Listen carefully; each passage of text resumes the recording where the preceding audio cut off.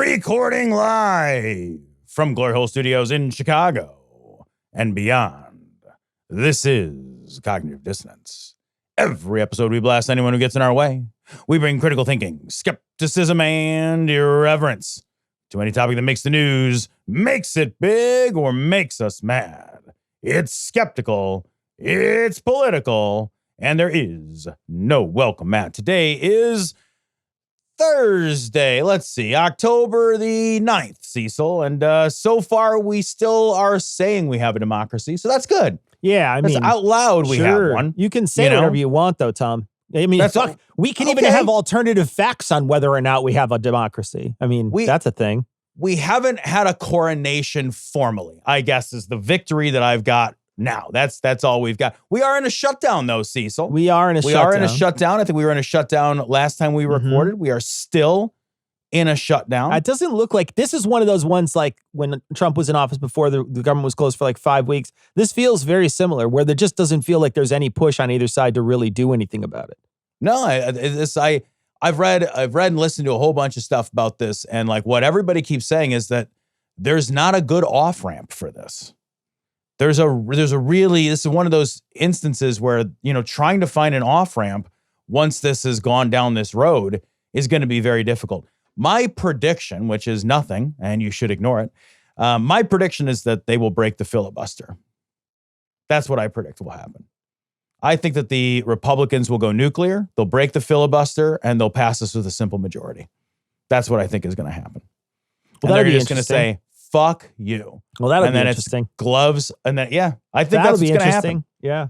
Well, and then the worst part about the breaking of the filibuster, Tom, is that you weren't the first one to do it, right? Mm-hmm. Because if you're the first one to do it, then you fucking just do what you got to do, right? Right. But if you're the second one to do it, now you're fucked, because there might not even be a chance for you to be the second one to do it, right? So here's a question for people that are smarter than me. And if you're smarter than me, and you are, if you're listening to this show. Yeah, chances are you. Right? So I would actually like an email on this. Could you break the filibuster, pass all of your shit with a simple majority, and then at the end, pass a law that says going forward, everything's got to be 60 votes? So you formalize the filibuster with legislation at the end. So you just fucking do everything you want to do, and then you drop your nuts right in their mouth. God damn it. That would be so, it'd be amazing if one side did it. It'd be a fucking horror if the other side did. Because right now it's all procedural, but I don't think there's anything that means you can't pass a law that makes it, right? So I was thinking if maybe the Democrats, when they had the ghost of power passed, maybe what they should have done is shaken their fucking Marley chains, broken the filibuster, done everything that they wanted to do, then with a simple majority, passed a law that says no more simple majorities by law, bitches. Oh, man. Yeah. And that's a fucking crotch chop, right? Yeah. What that is fucking throwing an egg at your brother and hiding behind mom. That's what that is. Yes. Maybe we should have done that. Right? Because that's what I'm afraid they're going to do. Right? Gosh. Man. I'm not that smart. And I was why not do it this way? The thing is, though, they don't need to do that, though. Right? They don't need to do that. One, I think in a lot of ways, this shutdown helps them in, it's better. It's good for them too. It's not like it's bad for them. I think that we're going to cover a bunch of stories today about executive overreach, and they don't they don't give a shit. They will continue to overreach time and time and time again, and continue to extend that overreach to see how far they can push it. And we're going to talk about it today, and we're going to talk about it on Thursday when we cover the protests, because we're going to do a whole long form on the protests. So there's there is consistent overreach just to see where they can go. They're the kids in the back seat putting their hands on your side so that you can tell. And then they say, well, I wasn't actually doing that. Or if dad doesn't care, then they just continue to wet willy you the rest of the ride. And we just got to get wet willy to be like, yeah, I like that. That's fun. That's great. Thanks, man. Yeah. Oh, God. Hey, just real quick, funny personal story. When you were a kid, you had two brothers. Yeah. When you were a kid, was it a fucking free-for-all WWE wrestling event in the backseat of the car when you were growing up? We like didn't, on a road trip? I don't remember doing that. We didn't do a lot of road trips, but I also remember not really fucking around in the car. My dad was a professional driver, so if you fucked around in the car, my dad would flip his shit. So like that would not be a thing that you would do in the car. Although we kicked the shit out of each other every other moment of the day. So, you know, I just don't remember it specifically in the car. No. What about you? I remember my brother's a year older than I am, so we're basically the same age. You know what I mean? Like, so like we're peers. And my dad went in like to a store to get something, and this was the past. So like when your parents in the past left you, they just left you in the car. You were 3 years old. It doesn't matter. They gave you the keys. They pressed the cigarette lighter in for you. Don't smoke all my ciggies while I'm gone. You leave a few for me, kids. So like my dad went to the store and he left us in the car. And so my brother and I started fighting immediately in the backseat of the fucking car, minivan, whatever it was. I don't remember. And I took the middle seatbelt. So like back in the day, the middle seatbelt was just like a mace, right? Yeah, so it was just like a long strap of indestructible cloth with a buckle at the end. That's a flail, Tom. But anyway, go ahead. A flail. Okay. Yeah. Thank you. A flail. And dude, I took that buckle and I was like, shut the fuck up. You fucking beat your brother with the buckle. Did you waterboard him afterwards? Like, what the fuck, man? I hit him in the head with that fucking thing and it like cut his head. And if you've ever gotten a head wound of any kind, they bleed like it's fucking carry. Oh no, bro. So immediately, neither one of us are mad at each other anymore. Now we know we're in trouble with dad. Right? I don't know if this was your experience growing up too. You're bleeding all over here. It's your fault. So Bob is just fucking covered in blood, but he's not mad at me. I'm not mad at him anymore. We're both just like panicking, like, what do we do? Meanwhile, his fucking head is like a Gushers, you know? Yeah, sure. Yeah. You know, my poor dad, I can't imagine this now as a parent. Walking like, my poor out dad has like his gallon of milk or whatever. And he comes out and it's a murder scene. He opens the door and it's the fucking end of Carrie. Yes. It's just like fucking blood pouring everywhere. Oh, God. And like, we're just like panicked trying to pretend like, well, clean the seats, Dad. The back seat of that van was blood stained until he sold that That's van. fucking amazing. All the time. Amazing. It was fucking WWE, dude. It was off the top belt, like a rope or whatever. It's like the elevator scene in The Shining. Yes! The water. He opens the door, the fucking blood is just pouring out.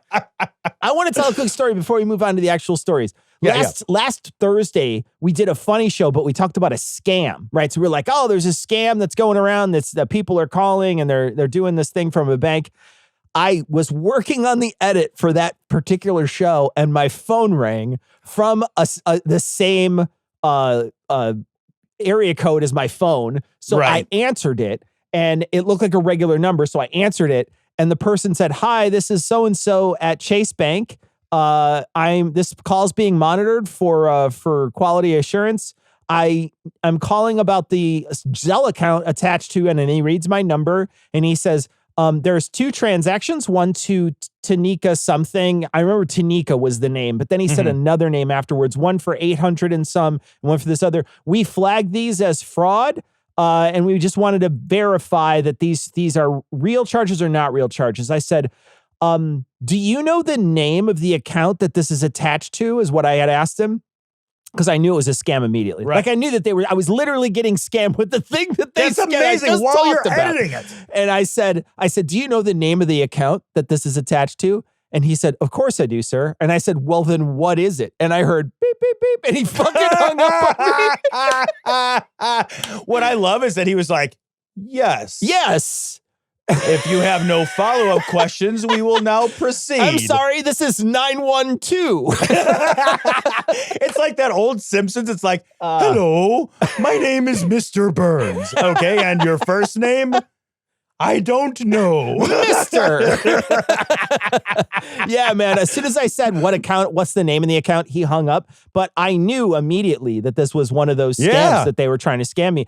And they do a good job. I mean, it's not perfect, but they do a pretty good job of making you think that it's one of them that's making this call. And from what the scam says is that if I would have said, no, I don't think those charges, they would have had me write down a long confirmation number, and then they would have hooked me up with another person who I then would have to read that confirmation back to so that they would know, and then they would say, I'm calling it up on the computer. So they make it sound really... like it is a real thing, like it's actually happening to you. They're using a lot of the same language and the same motions that these banks would do. And so one of the best ways to make sure is what Tom had said last time, which is, hey, thanks for calling me. I'll call you guys right back. Since this is clearly a problem with my account, I'll call you on your phone. And that's a great way to thwart them because you're calling directly, literally the bank that is supposedly calling you. And then, another way is just ask them what the name is because they don't know the fucking name on the account. They would, everybody, just like when you get a spam email, they know who you are because they send you, hello, Mr. Cecil. And then they will tell you your full name and then they'll tell you your account when they contact you. If it's just like, dear Verizon customer, that's not a real email. Yeah, just like if somebody just has your account, or if they announce and they say, dear dissonancepod@gmail.com. That's not a real account. It's not real. That you have to have a name on that if you're paying money for stuff and they know that name. So there's a couple of ways to get around it. But I just thought it was really funny that I literally got the same fucking call. That's fucking great, man. While I was editing. It was amazing. I have a dumb question, but is it not technologically possible or practical for some reason to pass anti-number spoofing laws? Right? Yeah, they should. They should, man. I don't know how this works, but it seems to me like this is a technology we don't need. Yeah. Right? This is just this has more scammy benefits than any other benefit. Yeah, but I wonder though if it's one of those things, and this is just all speculation because I don't know how the technology works, but I wonder if it's like passing an anti-privacy law. Like you can't do it, but you can't stop people from doing it either. You know what I mean? Right. Yeah. I just it feels like there's got to be some, I don't know how this works anymore, but when you used to get a phone number, somebody assigned you that number, Yeah. And I remember even here in Chicago area, we run out of 312 numbers. So now if you want a new number, you don't get a 312 number. They've all been assigned. You get a 224 number, right? So someone's got, maybe I'm stupid, but is there not an assignment of the numbers that we can control in some way so that it's 1-to-1 to an account somewhere?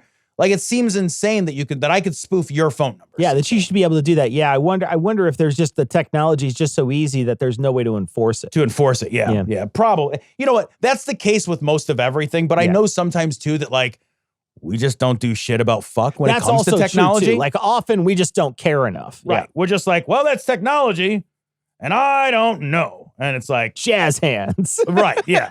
Don't worry. Hey, should we fix this? Yeah. We should?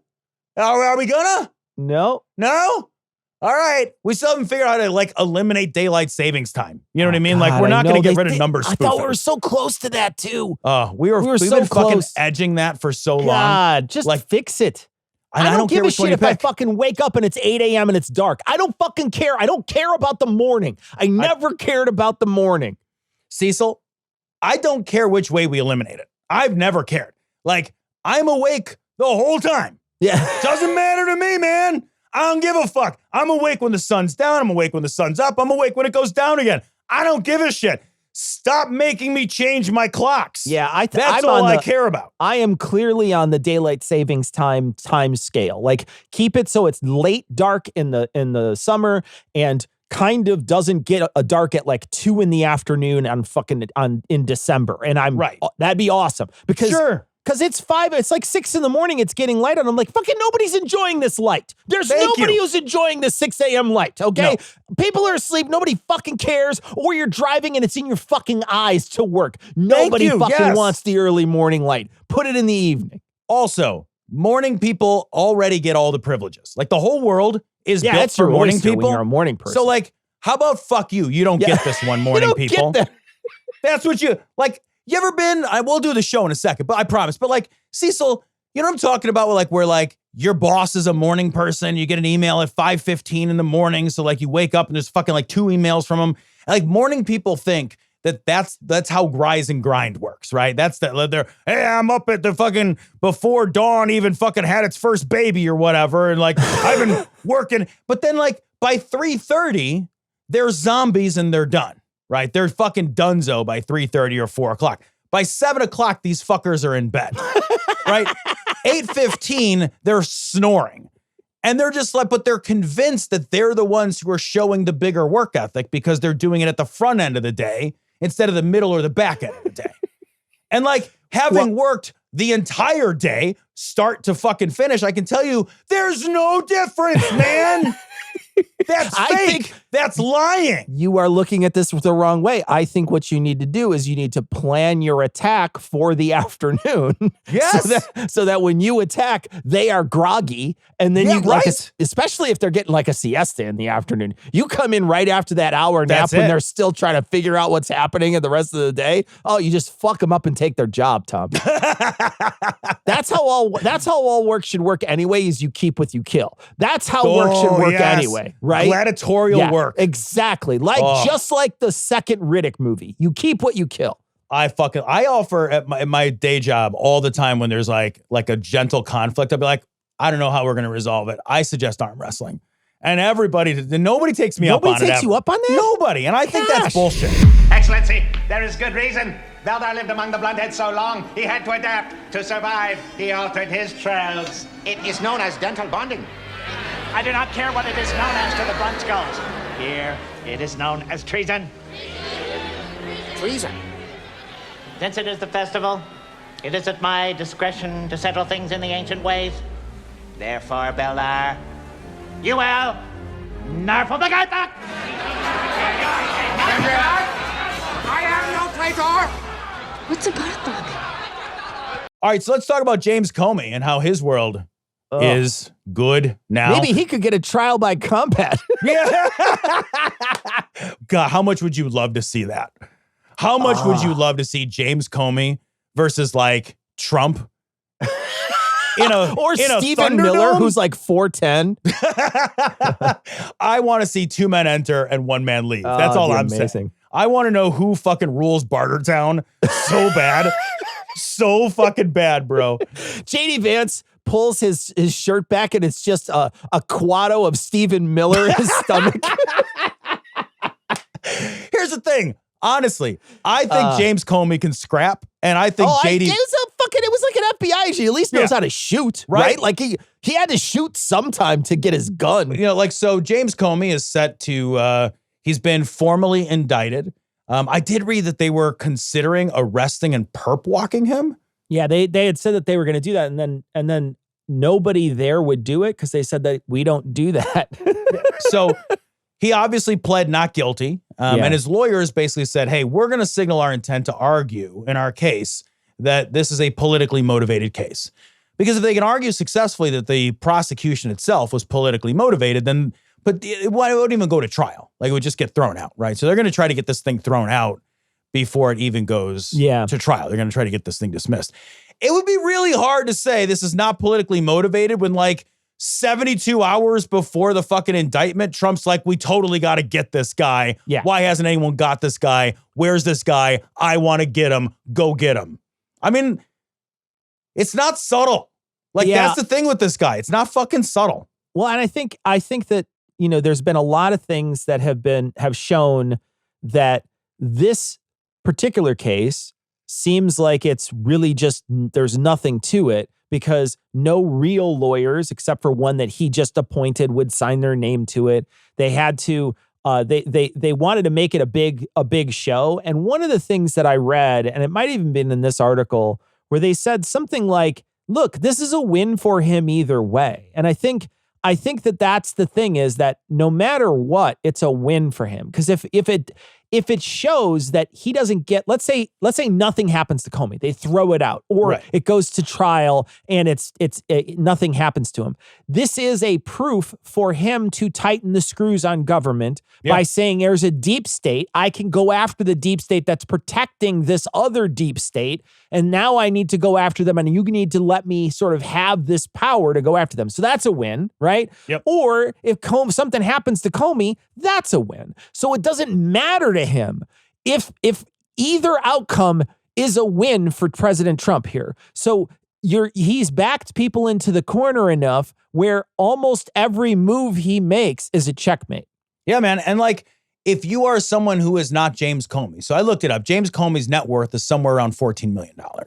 So James Comey's a pretty wealthy guy, right? Very wealthy guy. He's got the resources to fight this. So to your point about this being a win no matter what, the chilling effect that this will have on people who attempt to put the brakes on this administration. Like if I'm just a regular guy and I have a house and a car and like a little bit of money in my 401k, and if you looked up my net worth, Google would return no results because I don't own anything, right? I'm just a regular dude with like a couple of bucks in the bank and like a life, right? Yeah. The bank owns everything. I just keep paying them every month. Exactly. Like, my kids, by the way, when I told them that a mortgage is a third, I just told them the other day, like, because they were asking who gets the house when we die. I'm like, well, I was like, I love that they're trying to split it up already. Right? That's amazing. They already were dividing up. I was like, you guys imagine Holy a lot shit. more assets. Did one of them plant a flag in your back? Like, what the fuck, dude?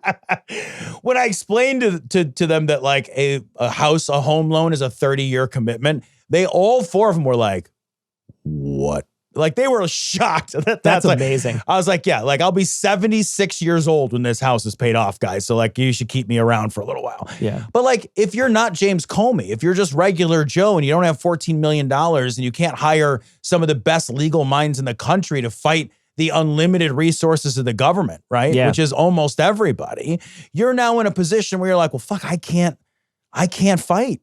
I can't get sued. Even if James Comey wins, this is proof that a guy as high profile as James Comey isn't safe, so why would I be? Yeah. The chilling effect is massive. I'm here to get my kid from school. I pull up, don't see him at all.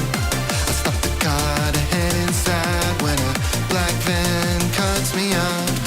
An armed agent steps out of the van. Next thing I know, I'm in an ICE camp, and I won't see my son again. At least I wasn't deported by a man. Brown woman, ICE agent, hashtag go boss. A brown woman, ICE agent, hashtag go boss.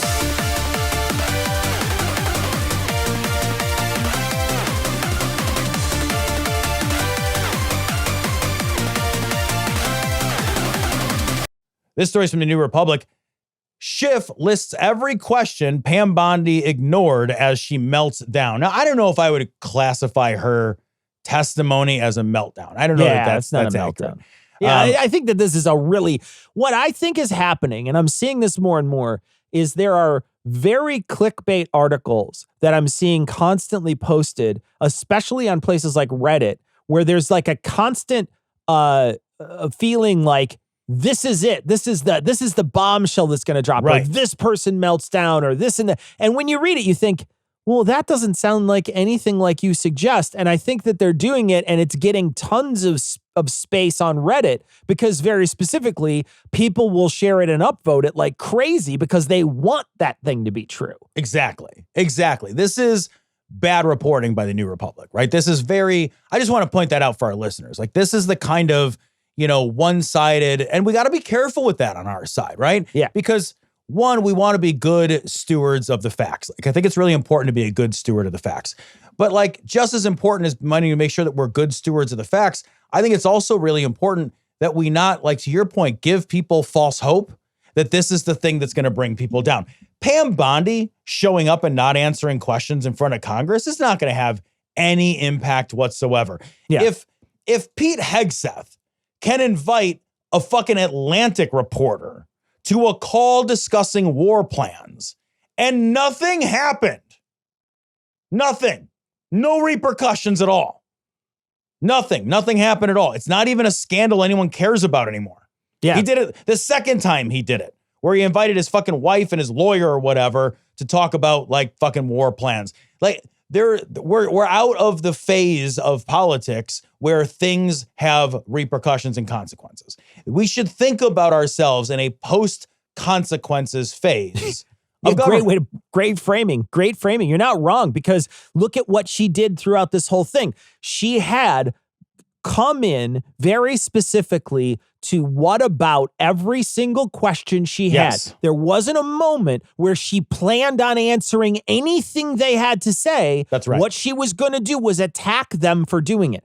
every single time something like this happens, you're destroying discourse and accountability in our country. Every single time they take another step over the line to defy Congress, to not come when they're subpoenaed, to look at people and not answer questions, to attack when they're asked, they are removing the chance for any accountability on their part and on the people who come after them at that job. Those people will not have any accountability either because they're wiping the slate clean about any accountability that position now has. That's exactly right. Yeah, like you just said, like when they cross over the line, I think what we need to recognize now is that when we cross a line, what we are doing is not crossing a line, but erasing the line itself. Yeah. Because it used to be that when you crossed a line in government and in politics, when you crossed the line, there were consequences. The line mattered, right? We drew that in the sand. It was a red line. Somebody stepped a toe over it. It mattered. There was a repercussion. When Representative Steve King from Iowa said some stupid shit about being like a white nationalist, he was censured, right? At one point, if I remember correctly, and I believe that I do, Marjorie Taylor Greene was also censured and removed from some committee assignments.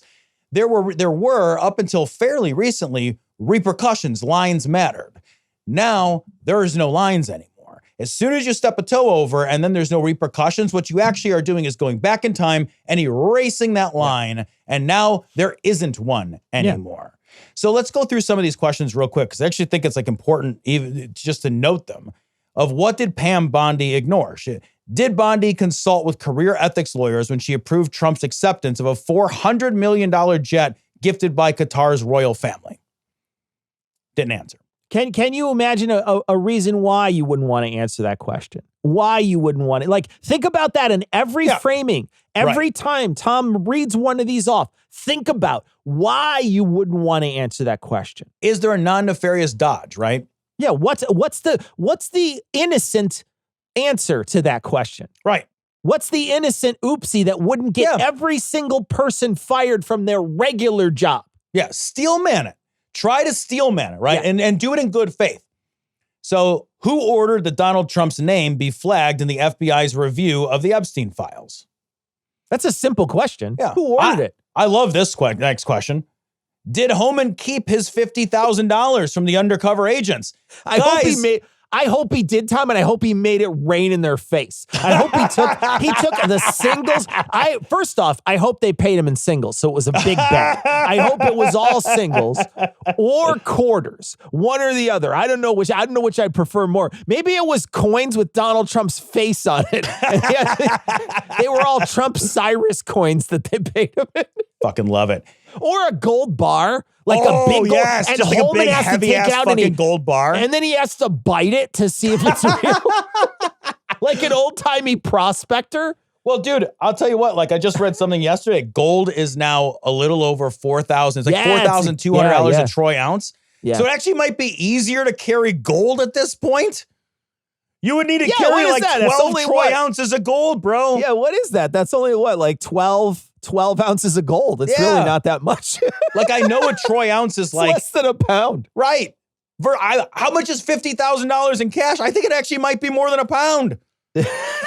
Cecil, let's think about that for a second. The economy's doing so great that gold, which is the hedge against, like typically is like the hedge against instability, has more than risen 50% in the last 6 months, and you could carry around gold easier than paper money. But guys, everything's fine. Don't be worried, man. How much does $50,000 in Bitcoin weigh?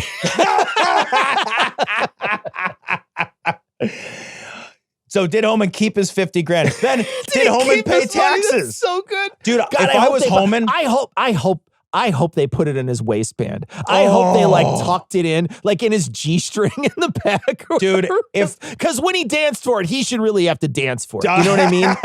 I'll tell you this though, honestly, like if fucking federal agents give me a fucking comical bag of money with a $sign on it, and that's my, here is your bribe, sir, and then I get away with it and everybody is defending me, I would take that money, spread it on the bed, and fuck on it. Well, I would be like, fuck you, that's and what. And from that point on, my entire life is carrying money in that bag to pay stuff. Dude, I will carry it 1,000%. everywhere. I don't care where it is. If I go to the restaurant and they're like, here's your bill, Sarah, I'm going to open my comical dollar sign bag and reach in and pull money out. That's my thing now. I'm the dollar sign guy. Wouldn't you feel like you had to ride a horse around and throw coin purses at people? Yes. Like a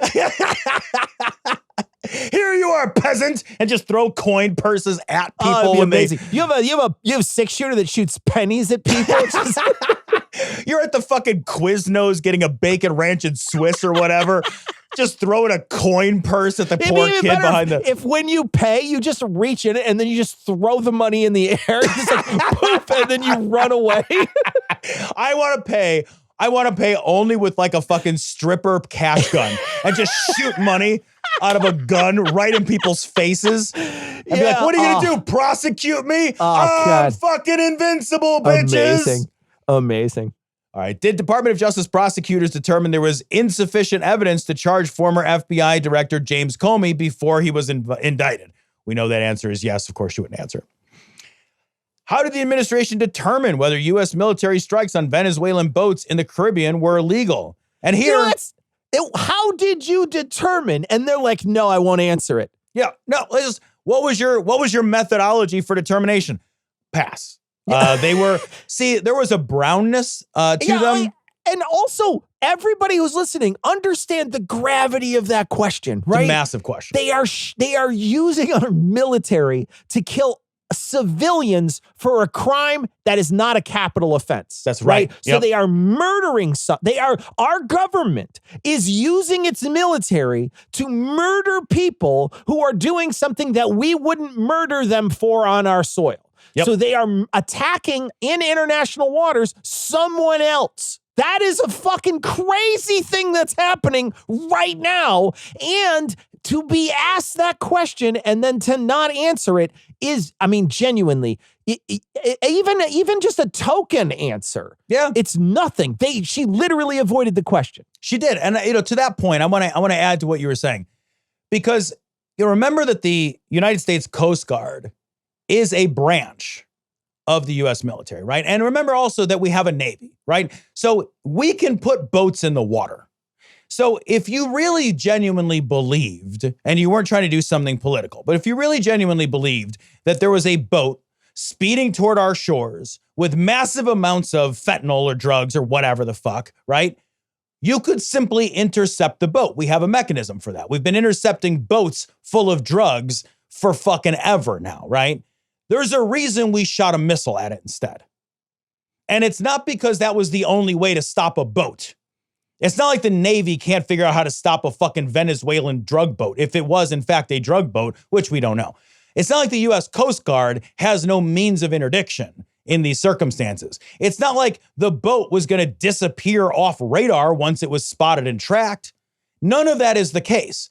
We shot a fucking missile at it to show people that we can do whatever the fuck we want to do. Yeah. This was message sending, right? This is narrative building. There was no strategic military reason to do this. There was no anti-drug policy reason to do this. The only reason to do this is a narrative reason. That's it. There's no other reason to do this except for to show force to the world and to America and say we can do what we want. Yep. And we are not subject to laws. Absolutely. We'll do what we want tomorrow too. So be fucking careful who you are and what you say. Yeah. And also in the article, it says, here Bondi interrupted asking the senator who worked for the Justice Department before his career in politics, do you have a law degree, Senator Schiff, is what she asked him. So she asked him a question. Right. That's how this works now. Yeah. Did Bondi discuss indicting Comey with Trump?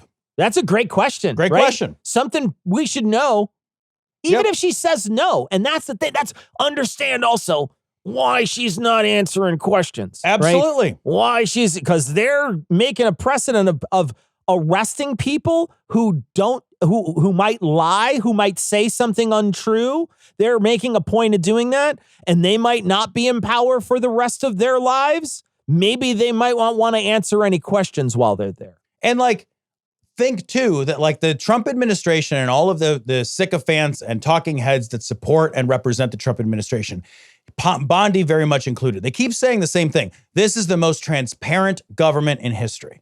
And they say that when they are defending Trump's That's a great point. Yeah. vomitous at the mouth, right, on social media. Why did he post these med beds, this bullshit med beds? Oh, this is the most transparent government in all of history. Well, we have a couple of like really basic procedural questions. We don't have to answer your questions. Yeah. Where's that transparency, right? Did Bondi approve the dismissal of antitrust lawyers who opposed the Hewlett-Packard-Juniper merger? Does Bondi support a compensation fund for people prosecuted in connection with the January 6, 2021 Capitol riots? Is Bondi firing career prosecutors for working on January 6th investigations? Great question. Does Bondi think government officials must follow court orders? That seems really vital. What? That seems super vital.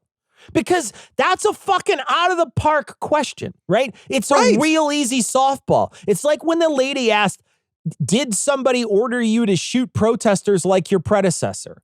That's a real easy question for Hegseth to look at the senator and say, no, nobody instructed me. Instead, he dodged the question. Same thing here. This is a real important question. Something fundamental to the job, right? Yeah. Fundamental to how our system works. You should answer. It should be an easy answer. But instead, they avoid the question. Why is that? Yeah. So let's assume, because that answer should be so easily yes, let's assume that it is no.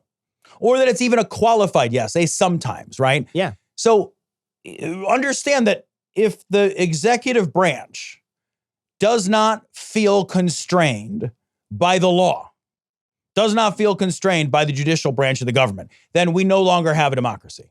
Yeah. We no longer have a 3-branch system. That's gone now. Just recognize that that's gone now. What we have is a top-down fucking authoritarian government. If the government officials say, yeah, I mean, like the courts can't really constrain us, then the courts are nothing. There's nothing past the courts. That's it. The thing past the courts is a military coup, right? The thing past the courts is chaos. It's anarchy. It is the collapse of government. It is the collapse of empire. That is what's next. There's no other thing. There's no backstop behind the courts. So if the courts aren't the thing, then there's nothing. Yep. That's it. A full stop. Because try to imagine how else do you rein it in? Will Andy pick me? Don't count on it! Oh! The story's from Reuters. Most Americans don't want troops deployed without an external threat, according to a Reuters Ipsos poll. I actually found this encouraging because I was like, man, I hope not, right? Well, that should be self-evident. It's only 58%, but holy shit, man. Shouldn't that be 100% of we don't deploy troops? That's what I thought. And I like the worst part about, there's 2 parts that are really damning and disturbing for me. One of them is that they're 7 in 10 Democrats. I'm like, who are those 3? And can I clunk all their heads together? That's number 1. 1,000,000%. But then also 12% of them, 12% of those 3, so 1 in 10 didn't know. You don't know? You don't know whether or not that's a bad thing? Come on, man. Come on. You either think it's a good thing or you think it's a bad thing. I don't know who's out there just being like, well, I don't know. Yeah, right. There are 3 in 10 Democrats that are like, actually, I do think that we should sometimes use our own military against our own citizens. Yeah. No, what the fuck? What? Yeah. There's two that say, yeah, we should. And then there's one that's like, I'm not sure. And I'm like, man, can we just put you in a car and start the engine in a garage? What is happening? I mean, I hate to say this, but Cecil, what I've come to understand is that at least 2 in 10 Americans have the fucking intellectual capacity of a shaken magic 8-ball. Yeah, man. Right? I would say less, because at least the 8-ball can make decisions. Yeah, I know. It's a fucking magic 8-ball that always says ask again later. It's just every side of that little die in there just says ask again later. Or there's nothing in it and they keep shaking it. They're like, where is it? Where just is empty the thing? magic. I need to know what to do. Cecil, the most perfect analogy for the fucking almost average American at this point is an empty magic 8-ball. That you just shake and shake and shake and shake, and you don't ever figure out there's nothing inside. Happens. Right. Nothing happens. I don't know. Keep shaking it. I don't know. Oh, I don't know. Keep going. You gotta shake it some more. That blue juice inside gotta be real agitated. There's genuinely, all you have to do is just go to the internet for 10 minutes, and then especially any of the place where people self-publish stuff. And granted, we're self-published, right? Like we're self-published guys. I'm willing to take criticism. I take it all the time. In fact, people send messages all the time that has criticism in it. I either take it sometimes I ignore it because I think that they're being petty or they're not paying attention. Often that happens so often. In fact, they will send a message when we literally talked about the opposit of the thing, and then they will say, "Oh no, you totally missed the thing." And I'm like, "You didn't even bother to listen to what we said.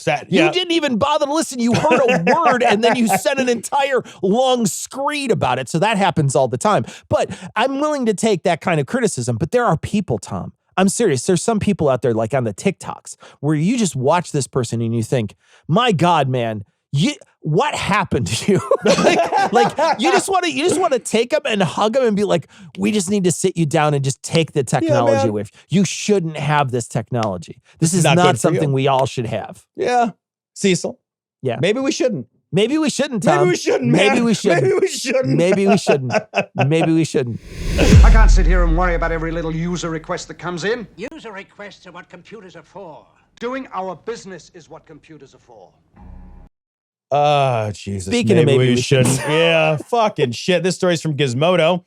Fake protest videos of the latest AI slop to go viral in MAGA world. Trump supporters are doubling down on AI sadism. So OpenAI released Sora 2. That's the latest version of its AI video creator. The new tool has led to an explosion in realistic AI videos on social media. A lot of it's fake, and a lot of it is being used to create fucking rage bait, basically. Like political rage bait. What they're doing is there's a couple of videos, and I'm not going to show them here because we don't like to promote AI slop if we can avoid it. And so I'll describe them. Basically what it is someone yelling at a person in uniform in two of these different cases. One of them actually there's three cases. One of them is saying, what's your name? What's your name? Tell me your name or state your name or whatever to this soldier. And the soldier clearly has a can of pepper spray, and he sprays the guy in the face and says, Sergeant Pepper. Yep. And then the guy runs away. And it looks like slop.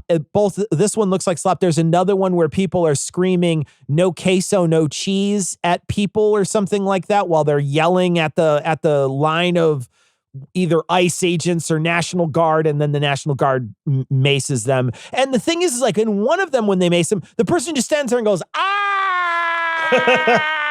Just like screams for 4 straight seconds. They're just screaming and not moving, not reacting, just yelling. So all this is AI slop. It's being shared by all these people. But what really struck me about this, Tom, is last week you were texting me and we were going back and forth about Tom was trying to make a funny image on AI. He was playing with AI to make a funny image. And in order to make an image, which essentially was, as I recall, it was Jesus with a trucker hat on, flying through the air with bald eagles as slippers, right? Or something like that. Tom wanted to make something like that with a Bible in one hand and a flag in the other, with his shirt off, ripped abs, trying to talk ChatGPT into doing this. He was running into massive roadblocks every time he got political, yet this thing is able to pump out really quasi-realistic footage of a protest that clearly is inflamed in the American consciousness right now without a lot, what seems like pretty quickly to me. Yeah, I don't understand how these can get done, and the little silly image that I was trying to create, which is very obviously not even within the realm of physical reality and possibility, that got dumped, right? So ChatGPT's DALL-E was like, no, we're not doing that. It made increasingly insane images, which were funny, but none of them were the thing that I wanted to do. What struck me about this, Cecil, was not only are these these videos now being made, not only are they now like incredibly prolific and like just jaw-droppingly easy to make, it doesn't matter that they're slop. Yeah. People still believe them. They still believe them. And when you read the story, people are reacting to what are videos of just like obvious cruelty and like police overreach and brutality. People are reacting to a video of what appears to them, if they believe it on its face, and it appears they do, they are reacting to police brutality by laughing at it. We have normalized a kind of authoritarian fascist police violence to the point where people are posting it and reposting it and saying, I voted for this. Yeah.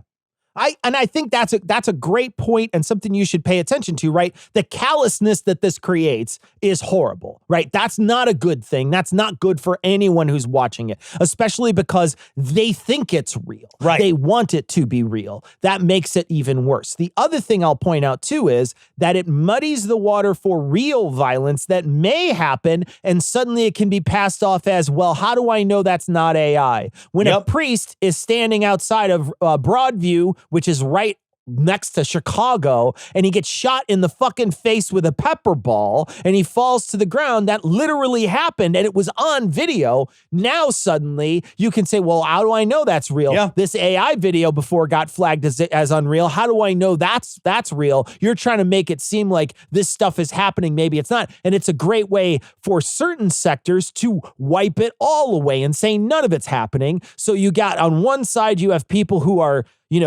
torture porn lovers who think that's good shit. I'm happy that it's happening. And it's revving those people up. And it's also revving up all the doubters who are saying, well, none of that stuff's happening then. Yeah. And like, I want to point this out because this is a big deal. We have, by and large, a fairly savvy, both politically and technologically, audience. It doesn't matter that you know this is fake. That is so irrelevant. I need everybody to understand how irrelevant it is.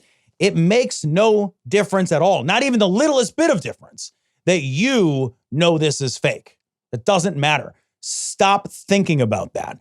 I hear a lot of apologists for this kind of stuff say, well, it's fucking obviously fake. You can see here that like this part of the video doesn't, and look at the background. Yeah, it's not look at good. his It's ear. got fucking six fingers or whatever. None of that is anything. None of that is anything. That's honestly, that's bad thinking. Stop doing it. What matters is that this distorts our vision of a shared reality. It matters that other people think it's real. Does not matter that you do. It matters that what we have done is we have taken the tools that we are supposed to use to ensure that we live in a shared reality.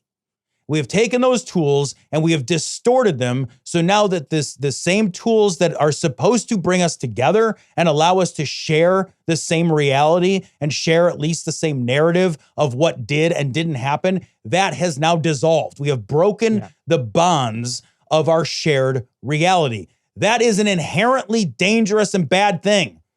There's no upside to that. There is no upside to that. The tools for creating reality should not be in the hands of anybody with a fucking iPhone. That's bad.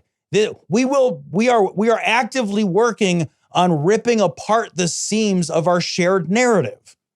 And when we do that, we are going to, like, if you think we're divided now, you ain't seen nothing yet. Yeah, you're going to turn it up to 11. And like you said, just because you know it doesn't mean anything. Think about the person who's the empty 8-ball. Yes. Right? How about that those three people that are empty 8-balls that are going to see it and they're not going to know what the fuck to do with it. And maybe some people might be skeptical of it, but I also recognize too, like, often what will happen is we will find things that confirm our biases and then share them without thinking whether or not those things are real. Very recently, just on my Facebook feed, I saw someone share a story that was written that the case for Comey was thrown out because the lawyer misspelled his name. Right? So someone shared it on my Facebook feed. I saw it. It was from Borowitz, the Borowitz report. Right. It's a fucking satire. Yep. It's satire. But here's the thing. They shared it. And then they had a big thing at the top talking about how,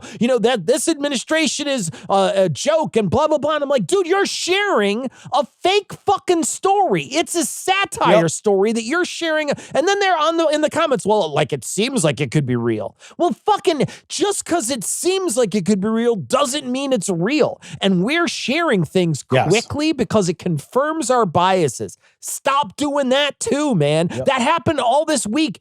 look, I'm not going to say that the judge's house that burnt down in South Carolina or wherever it was, that this week there was a judge who had just ruled against something for Trump and their house fell down. I'm not saying that's not some weird circumstantial evidence, right?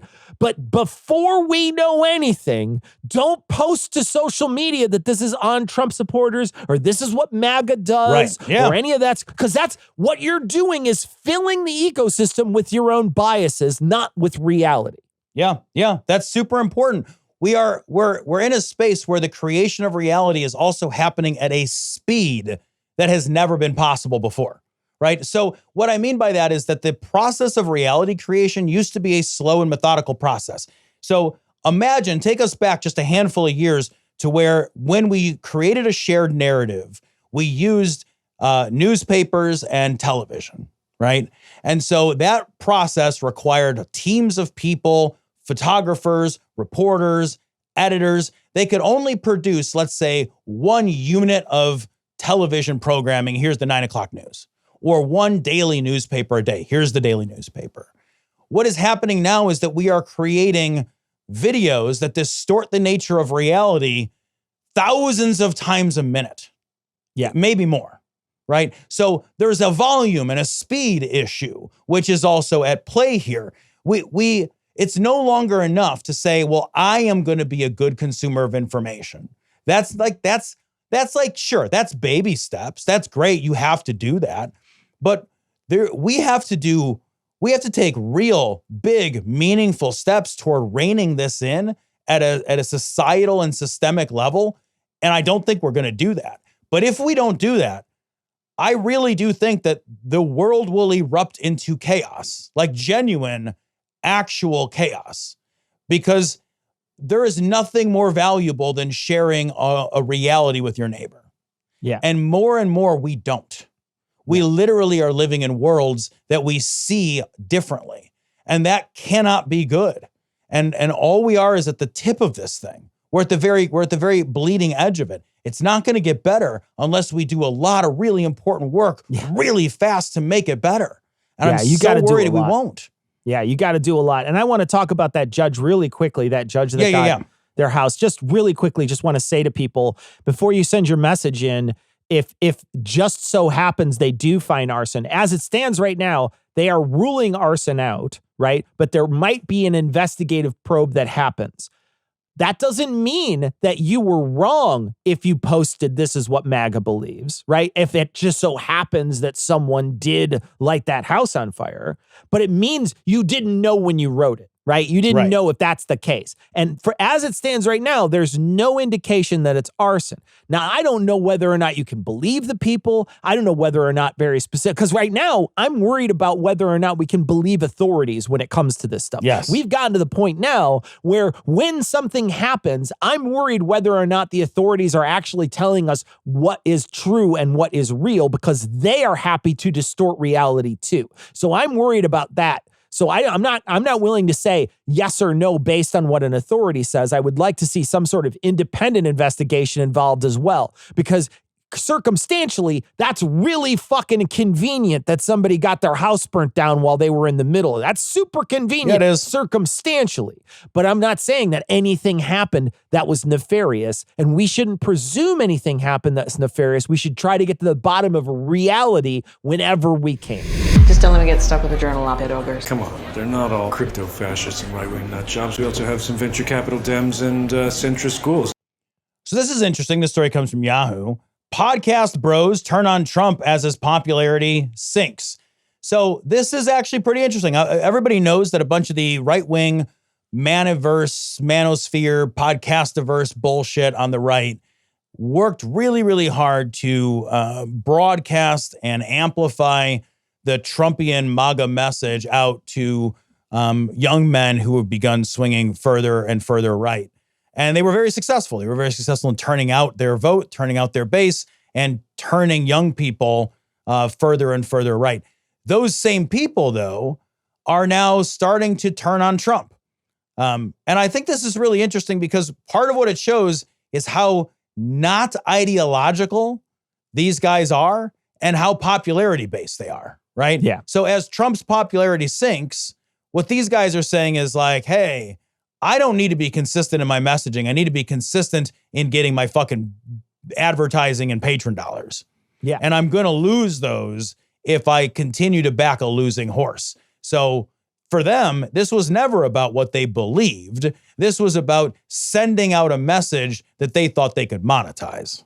Yeah, I wonder too, like how much they do believe in misogyny, right? I wonder how much they actually do think that a woman couldn't do that job, even if it's subconscious. I wonder how much that seeps into their decision making on which candidate they were going to try to back on this last race. Very true. So there's a part of me that wonders if a manosphere person would ever be a person who would endorse a female candidate.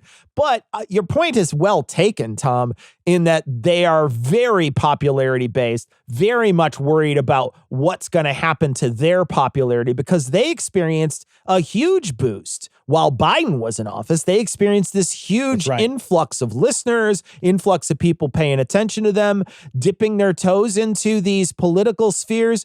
In fact, Donald Trump was a guest on Theo Vaughn's show, who they talk about in this particular article. He was a guest on Joe Rogan's show.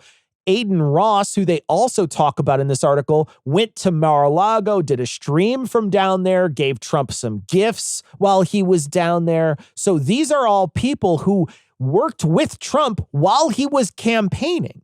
And what I think the most damaging thing that I've seen come out of this is I watched the Rogan interview of Trump. Mm-hmm. And what I saw was a person who could, a political person could sit down with him and there would be no accountability in any of their statements. They could say literally whatever they want, lie about every single piece of their plans for America or their past actions, and it wouldn't matter whatsoever what those answers were.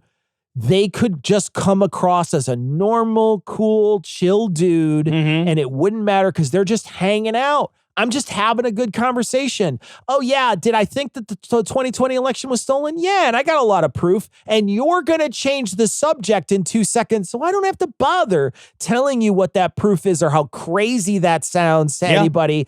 We're just going to sweep right past that, and you're going to normalize me with this complete unaccountability interview that you're doing to me.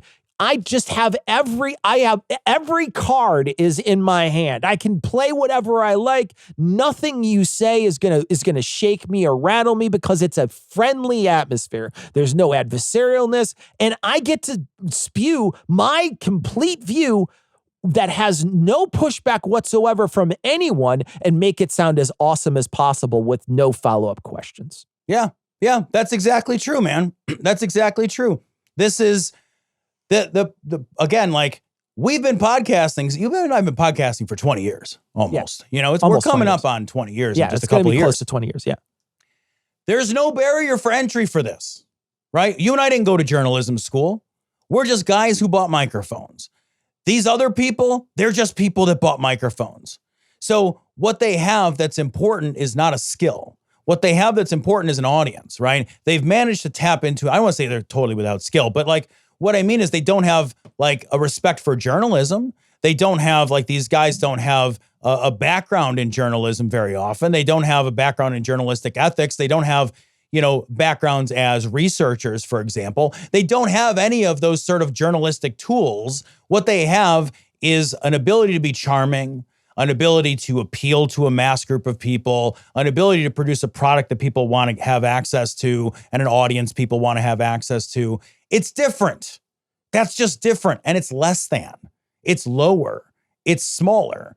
So it's an enormous amount of amplification with no guardrails, right? No guardrails at all. That is something we should all be careful about. So when these guys have somebody like Trump onto their show and they do the thing that you're referring to, where they just all have a nice little hangout, they have a little, hey, we're just some dudes hanging out together, like they're doing it that way and not the way that like a reporter would do it, because they don't have the skills that a reporter has, and they don't have the same end result that a reporter is looking for. What they want is to have Trump on so lots of people listen to that show so they make a lot of advertising dollars on their fucking October 9th drop. That's what they're doing. The incentives are different. Yeah. The goal is different. The skills they bring are different. We should be wary of that.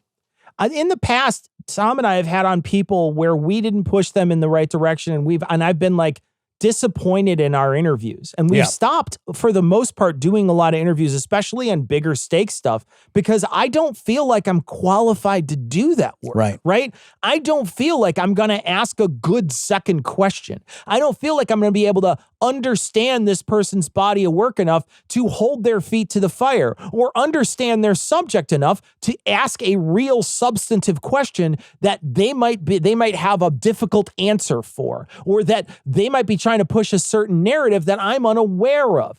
Those are all real problems when you're interviewing someone. When we do a show, we're reading news stuff, we're giving our opinion, we're talking back and forth, but there's never a moment on our show where we're like, trust us. Right. Trust us. It's always check our work. Go ahead and read the things we read. See if you come up with a different thing. Send us a message. We might change how we do something in the future. That's all super important. I never see that from any of these other podcast guys. I don't see that from them at all. I see them get attacked, and then they fucking turtle up. They turtle up and they fight against that attack. And then they're like, I didn't do anything wrong. I was just asking questions. Look at me. I was just asking questions. They're cowards. They don't they don't look at themselves. They don't take any criticism, and every criticism is an attack to them.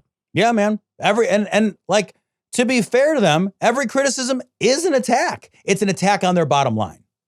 Yeah. It's an attack on the only thing that matters to them. Because again, they're not trying to output the same thing that journalists are trying to output. That is not the goal. I think that's something that we should really start saying out loud. What does Joe Rogan want from Joe Rogan's show? Joe Rogan wants a big fucking contract from Spotify. That's what Joe Rogan wants out of his show. He wants 15 million people or whatever to fucking listen to Joe Rogan. That's what he wants. He is not trying to do, and he'll say it out loud. Like, you don't know, this isn't Tom like making it up. He's not trying to do journalism. Yeah. He's not trying to say he is trying, but we treat it like they are. That's part of the problem, is that more and more people are turning to these types of programs as if this type of programming, because they have famous people on, because they have important people on, they're saying, well, I know what JD Vance has to say. I listened to him on the fucking whatever the fuck show. And it's like, yeah, but you listen to him in the most favorable, sycophantic, easy, non-journalistic presentation possible, where he controlled all the variables, because otherwise he wouldn't have agreed to go on a show where he didn't get to control the variables ahead of time. I think this whole administration has completely lost their fucking mind, and I think we're all gonna die! This is like some shit that you can't make up. Senate confirms scientist with ties to Sharpiegate as top NOAA official. So that's the National Oceanic, Atmospheric Administration. So, the people who figure out what disasters are coming and what the weather is going to look like and all that stuff. Sharpiegate was where Trump was like, hey, this hurricane's going to hit Alabama. And everybody was like, what? And then he just took a Sharpie and drew like a fucking second head onto the dick of the fucking trajectory and was like, see, I know that the rest of this was in white and this is clearly with a fucking marker. You didn't even get the same color marker. Said, when I'm lying to you, I'm not even trying to make it believable. Gosh. But man. I read this, and honestly, this is how bad things are. I was like, God, at least he's a scientist. Like, he's not even like an honest one. Like, you would 100% imagine Trump to place on like a CTE head of somebody who's like studying CTE to be like Jake Paul or something. Yes, like for you would real, 100%. man. That wouldn't surprise anyone at all. And so when you do hear somebody, you're like, oh, he's a scientist. Okay. He's a scientist in the right sciences for this. But what's great is it's essentially the same guy who was sending out letters from the Justice Department to keep Trump in office in 2020. It's basically the same thing, right? Yeah. It's someone who's willing to lie for you, and that person gets rewarded by this administration. Yep. Think about that. Think about how often that happens. This administration rewards people for their nefarious actions. I know. And that should tell you everything you need to know. This is fucking something else. I want to hold out the tiniest bit of hope based on this article, because like what was said in this at the end of this article was, we need more data and we need to do more post-storm assessments. We need that data to understand what went right, what went wrong, and whether people got the warnings. And I thought, at least from a lip service perspective, good. Yeah. Good. I don't know, man. He might be a real scientist. He might be the guy who happened to bring a Sharpie to that particular meeting. I wonder if every single one of our weather maps, you know how the weather maps move? You know how they do the moving of the clouds? I wonder if it's going to be like Take On Me, where it's going to be black and white, that video where it looks like it's an animation of a black and white image as it's flying across your screen from now on, because the Sharpie guy is going to draw it out for everybody. Oh God, I hope so. I hope so too. Yes. How many like iterations of insanity are we away, Cecil, from just like checking your weather app and getting rickrolled? Dude, I'm not kidding when I say like there was an image from the White House the other day, and Trump was signing something. I don't remember what it was. And someone had written, everyone in this photograph has received the Stone Cold Stunner. And it was true, because it was Linda McMahon, her daughter, Triple H, and the president. Dude, this administration is what plants crave. Yeah. That's all I'm saying. It really is, man. They're going to have that. It's going to be Trump's birthday fights on the lawn. That's what he was talking about. Is that on his birthday? I guess it's in celebration of around his birthday. Jesus. So it's going to be. God. Is he going to be 80 then? Is he going to be 80 at that point? I hope he never sees 80. I hope so bad that motherfucker, I hope a cheeseburger does him in so bad. What I'm saying is that we need to give him what he craves. You know what I mean? Yes. Like, we need to just, whatever he craves, give him those things. Let's hope that his own excesses are the thing that leads to his downfall. All I'm saying is, like, I would feed that man every trans fat. Like, every single, like, I would just stuff him full of trans It would be so much fats. justice if he died from trans stuff. Yeah. It would be so much justice, Tom. Wouldn't you love to be the White House chef and just be like, yeah, fucking, we're making everything with butter. It's fucking, it's like everything's Paula Dean's recipes. Everything. We're frying everything. He's eating hamburgers and it's just a donut cut in half, and he's got it. It's just slathered with butter and maple syrup. It's like, is this poison? No. But your fucking, no. your cholesterol is like 386. Make. Yeah. Your blood is viscous. Like, your blood is fucking 10W30, you know? I want someone to cut him and it looks like it's fucking Hershey's dark chocolate just pouring out of there. Like, it looks like you could make fondue. That's what I want it to look like. Just fucking thick. It's like you're pumping, and it's like the pudding bubbles that are popping up from the surface. It's like that. You know, that's pudding what I gets want like to that see. thick skin over if you leave it out. Yeah. Because his skin's so thin now, so it needs to be thick. I want his blood to clot. Like, it's like, yes, just all of it at once. Just coagulate where it stands. It just freezes. It all freezes at the same time.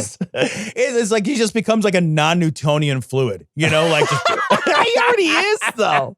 He kind of already is.